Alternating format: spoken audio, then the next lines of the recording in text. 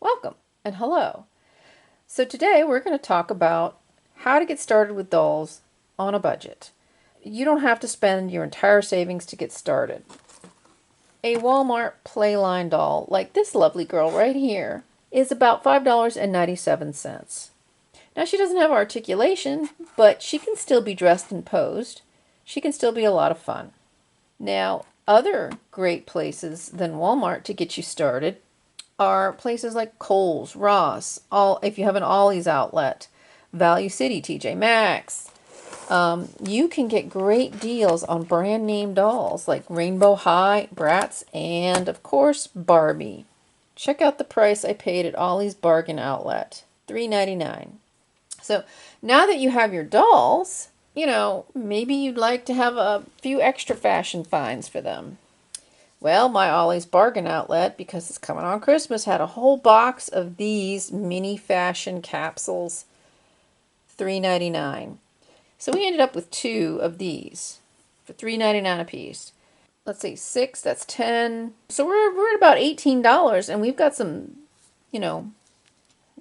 pretty good stuff.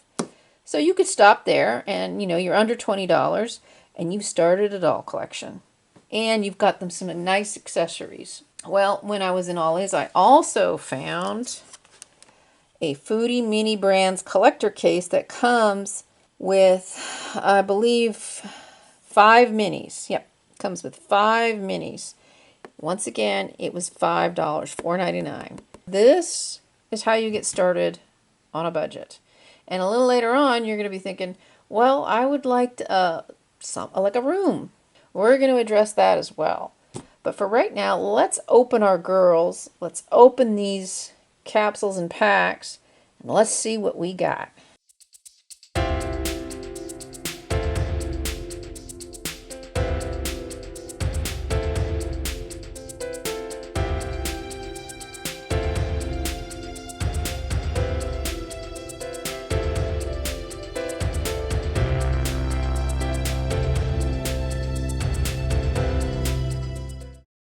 Okay, so here are our 2 girls out of their boxes. Let's take a closer look at them. So here we go. Basic doll, 5 points of articulation. She can turn at the head, the shoulder, and the hip. Her feet are arched for the high heels.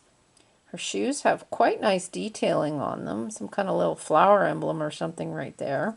She is a classic body. She's got, I believe it's called the Asha face sculpt. She's got beautiful hair, actually. It's cut weird, so we'll have to trim it right there.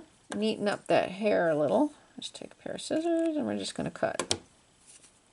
And the outfit, the dress, is actually a decent fabric. It is a print, but it's nicely stitched around the hem with yellow. And it's got yellow ribbon straps, and it is a slip-on. It is not Velcroed. So you get a full fashion outfit with the doll. So now onto our Ollie's Bargain Outlet doll. She is on a tall body. You can see that she's quite a bit taller than our other girl here. She does have flat feet, so she stands up pretty well. She's got blonde afro hair with 2 buns up front. Her face screening is actually maybe slightly pixelated. It is shiny, but it's actually quite a nice face screening. She's got baby hairs painted on, baby fringe. Her lipstick is a fuchsia color. She's got brown eyes. The hair is well rooted. There aren't any bald spots. Her outfit, it's not 2 separate pieces. I was hoping it would be 2 separate pieces, but it isn't. That's okay. She is wearing I believe it's just a bracelet, a yellow bracelet, and white high top tennis shoes with nice details on them, nice lacing. Ollie's Bargain Outlet doll. So you're getting an outfit, a bracelet, and some sneakers. So why don't we break into these mini fashion capsules, see what we get. Yeah, this never works for me. Maybe I'm doing it from the wrong... Maybe if I try the other. Nope. Oh my lord. Time to work smarter, not harder. Let's get the right tool for the job. If you have one, this is called a seam ripper. It's used in sewing. And so you just take it where the perforation is, and you just run your seam ripper right up that perforation, and voila. Work smarter, not harder. Ready for the satisfying pop. Ooh, good one. All right, so as usual in the capsules, you get your collector's guide, which we've all seen a million times. It's shaped like a purse, very cute. Shows you everything you can get, both sides. So, first pack, this feels like it's the purse. Okay, let's see what we got. Oh, how cute. I don't think I have this purse. There is a magnet catch. Goes like this.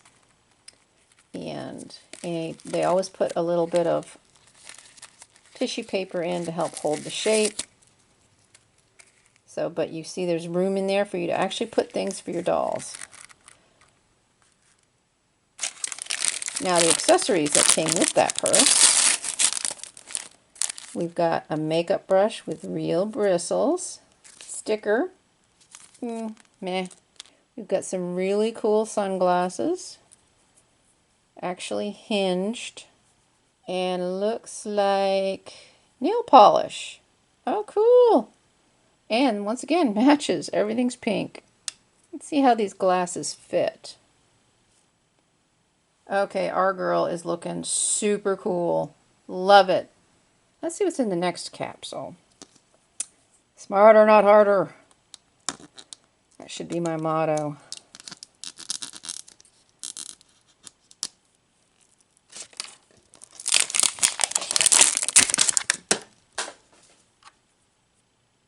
And the second one. Make sure you don't poke yourself. Those things are sharp. Woo!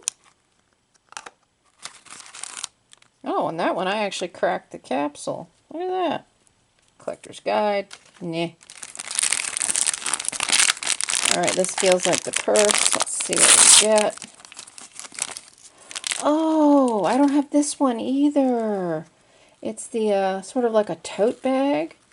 It actually has a drawstring that works. Oh my goodness. Ah!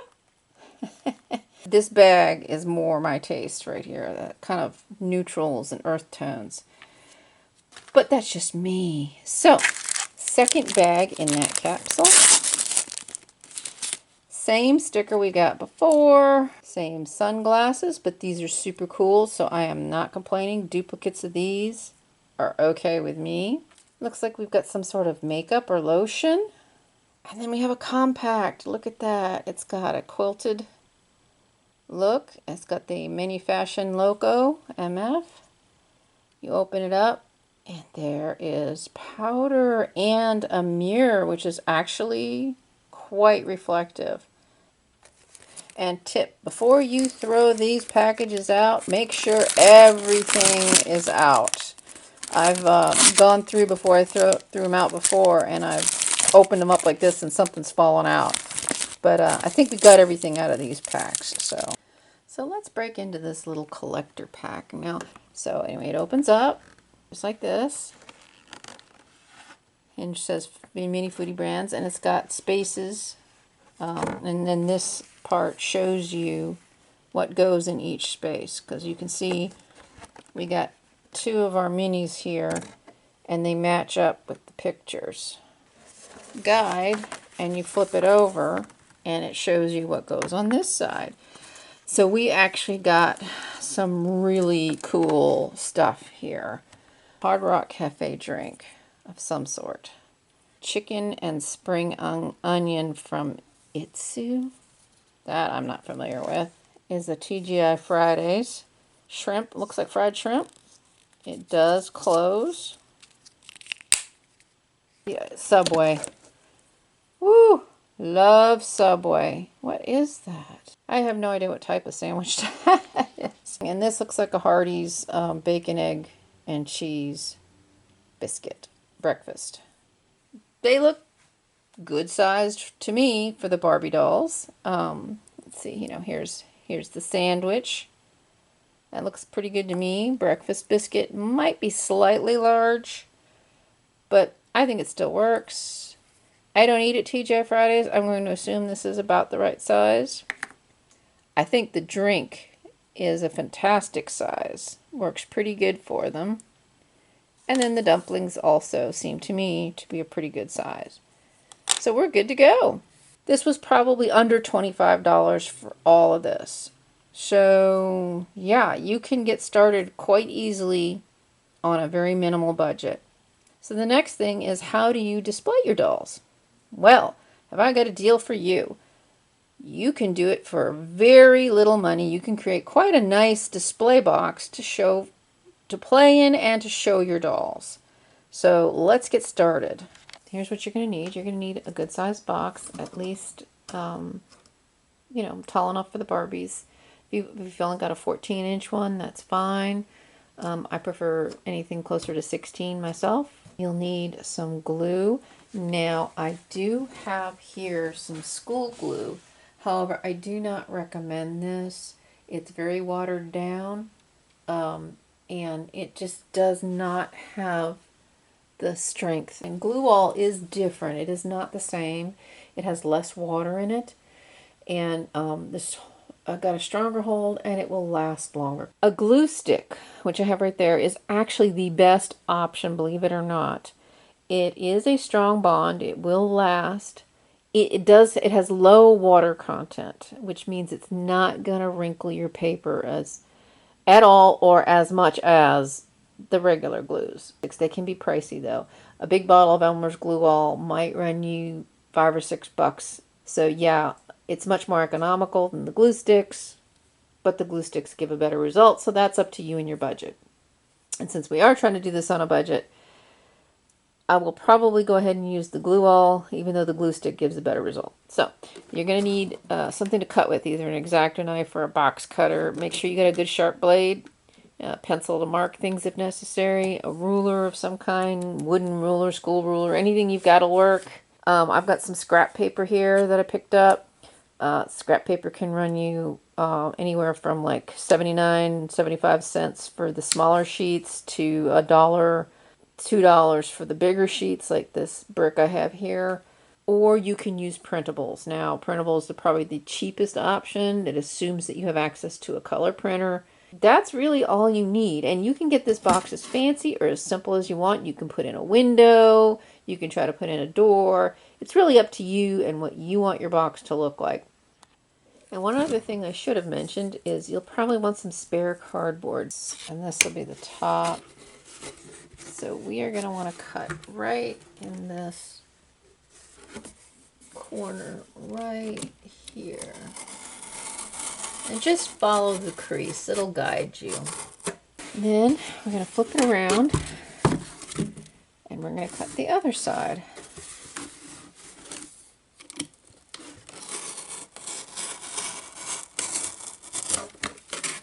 There we go. And you want to make sure whatever surface you're cutting on is made for it. I'm lucky enough to have a cutting mat. Oops. Very careful not to cut yourself. Like that. Okay. And cut the tape. And you have an extra spare piece of cardboard you can use. And when you stand up, this is basically what your box is going to look like. This is just going to create lumps and bumps, and so I'm just going to kind of try to cut that flap off with minimal damage to my box. Once again, I'm just going to come in here and I'm going to try and press just enough to go through this flap without cutting the rest of the box.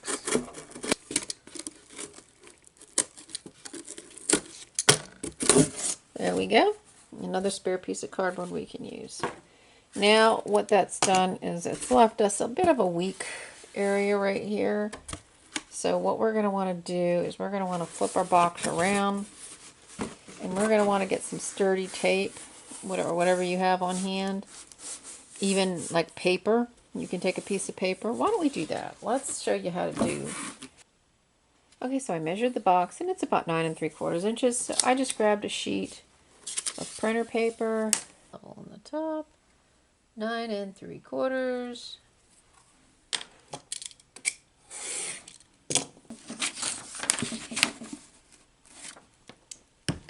Did that the wrong way. What do you know? So, yeah, you kind of want to make sure you're covering as much of it as possible. Just kind of line it up at the edge here. Now, for me personally, I like to put the glue on the paper. And then we are just going to glue this.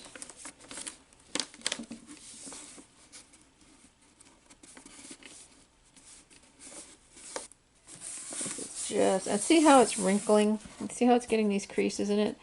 This is why I recommend the glue sticks if at all possible, because it will, regular glue, it has a lot of water content. Now some of those will go away as it dries, but see what that's done is it's helped fill in this gap here. And we know we want our room to open out this way. Now, in all credit, this idea for these folding room boxes came from my Froggy Stuff is mine. But the upshot, the basic idea is that you have this, when you're ready to do a photo shoot or play, you can open it up and get more space. And then when you're done, you can close it up like this and it just takes up less space overall. But you're going to need a floor. But that's where this piece that you cut off, this top piece that you cut off comes in. You can use it to fill in for the floor. Okay, so here we've got our floor, and we're going to try and line up the front of it as evenly as we can. And we're just going to leave the smallest gap to allow it to fold. And then I'm taking a full sheet of printer paper, and I've just cut off maybe 1/4 of an inch, covering the seam about halfway. And what this is going to do is it's going to create a hinge. We're just gonna kind of just mush on the glue. And one other thing that might be handy for you to have when you're gluing large sections like this is an old beat up paintbrush. It's a nylon bristle brush. These are really cheap at Walmart, and sometimes you can find them at like Dollar General or someplace. And you're just gonna spread the glue out. And then we just layer paper across and smooth it out. There we go, and then we just leave that to dry. Here's the idea for this room. See, we can fold the floor up, and then we can fold the wall in, and we can store it. Now, it's buckling a little right here, so make sure you kind of take your fingers when you fold it up for the first time and press it in to encourage that seam. That is the basic idea, and then when you store it, it doesn't take up as much space, and voila, you're done. We could extend this floor a little bit, kind of neaten that up a bit if we wanted to, or we could cut the wall down. So, I will probably neaten this up and then add to the floor. But either way, now you've got the basic idea. You've got your basic structure. Now here's an extra step that you don't have to take if you don't want to. There's a bit of a gap right here. What I did was I took a cereal box and I just cut a slightest notch out so that it would go around this piece of cardboard here. And you see it extends the floor, and if we push this in, it's going to even out the wall and create an even stronger structure. I cut it, you see, a bit short so that we can still fold up our floor. These boxes have a plastic coating on them. So what you're going to do is before you glue it with any glue, you're going to want to take a little bit of sandpaper and you're just going to rough that up to remove that plastic coating and get really good adhesion with the glue. I don't know if you can see that, but there's dust on my hand. So you're going to want to take a cloth. You're going to want to wipe that off because that dust will interfere with its ability to grab the glue and stick. On here.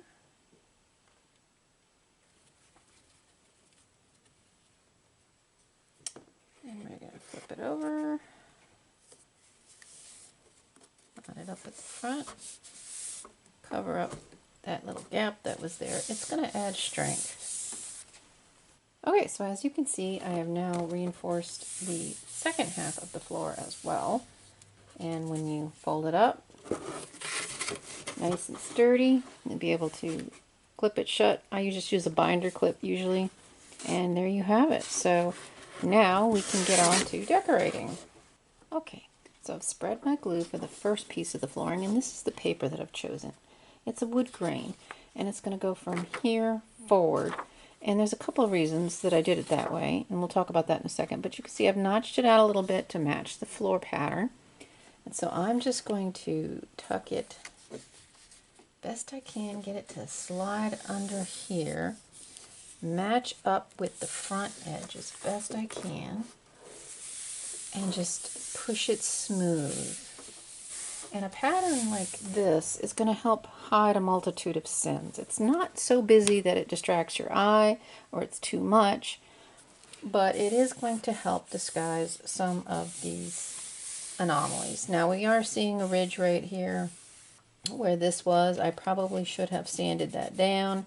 And also I can feel that it's wrinkling from the glue because of the moisture in it, but you really can't see it because of the pattern. So these are all things to just think about as you do this. We're going to overlap. And the reason we're going to do that is because we want the edge of this paper to kind of come right up to this dark line right here. Something like that. And that's going to disguise that seam, so then you don't see it once the floor is done. It's just going to kind of disappear into the pattern. And we're just going to glue right over this seam. It does, you know, it'll bend, it'll be fine. All right, so let's get this glued down.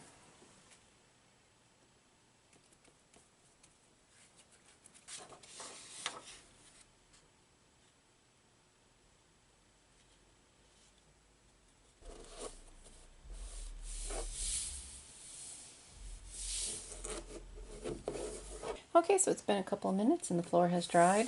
Now before I lift this, I'm just going to run my fingers right along where the seam is.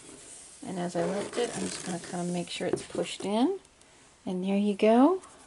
And you can see I just folded this over and glued it. And then it just closes up like that. So what I had for the walls is this brown brick paper. And it's 12 by 12 from Paper Pizzazz. You can see it right there, acid free. And once again, I've chosen a pattern that will be very forgiving. The one thing about a pattern like this is it's very difficult to line it up. So when you want to put another piece on, it's not the easiest thing. What I'm going to do is I'm going to show you how to get around that.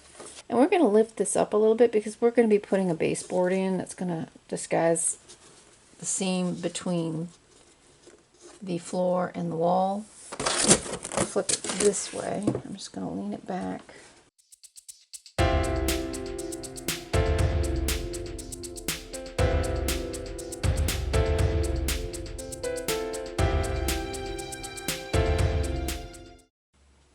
Another super quick tip is when you've got your paper placed where you want it, a lot of times I just take a pencil and I'll run it, especially along the top edge, and then down the side a little bit. And this just not only helps me place the paper after the glue is down, but it also tells me where the glue should be. Now you can also glue the back of the paper, but a lot of times I found that it's easier to glue on the surface and spread the glue out. Okay, so here's what our hidden room looks like right now. Now to cover up the seam and to reinforce that corner, what I'm going to do is I have cut 2-inch wide, 16-inch tall. And what I'm going to do is I'm going to wrap them in the same brick paper. And it's going to give the effect of reinforcement pillars or walls in a warehouse. And you definitely don't want to put it right here because this is where the wall folds in, so you want to make sure you don't do that. And it's going to create a little dimension, a little bit of shadow and some interest in the wall. I have the pillars covered and in place. And you're just simply taking some paper like this, and you're just taking a strip of cardboard and you're just gonna put glue on the cardboard and you're just gonna lay it like this, and literally you're just gonna wrap it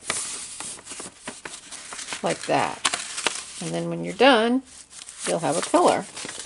It'll be like an old warehouse, an old Victorian warehouse or something, you know, maybe thrown up in the 1850s or 60s, and somebody's living on the ground floor.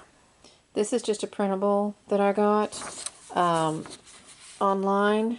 Look around for free printable concrete, and you should be able to find something. So, all right, this is what we're going to use. Now, I'm not going to 3D it because this wouldn't fold. You have to remember, if you don't want yours to fold, then you can do it very 3D, and it would be cool by wrapping, you know, pieces of cardboard up and whatever.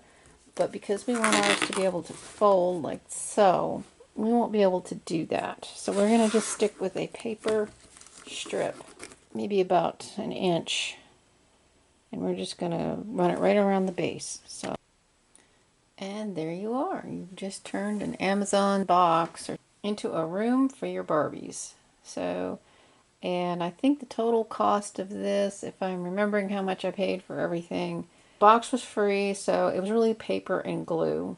Yeah, I hardly used any of that glue in that bottle. Literally, I think this probably cost me around $5, and that was just for the paper. For a minimal investment, so it was about $25 for the doll, both dolls, all the accessories we got. So today we discovered that starting your doll collection doesn't have to cost that much money. And if you go to bargain stores, you can find great deals. We got this doll from Walmart, Playline, for $5.97. We got her for $3.99 at Ollie's Bargain Outlet, along with some mini fashion brands capsules for $3.99 a piece. And then also for $3.99 a piece, we got a mini Foodie Brands collector case with 5 miniatures inside. So that all came to a little less than $25. Then, for an additional $5 to $6, using an old Amazon box, we managed to create an entire room for our girls. So, I hope you enjoyed. That's all I had for you today, and I hope to see you next time. So please like, comment, share, and subscribe. Bye!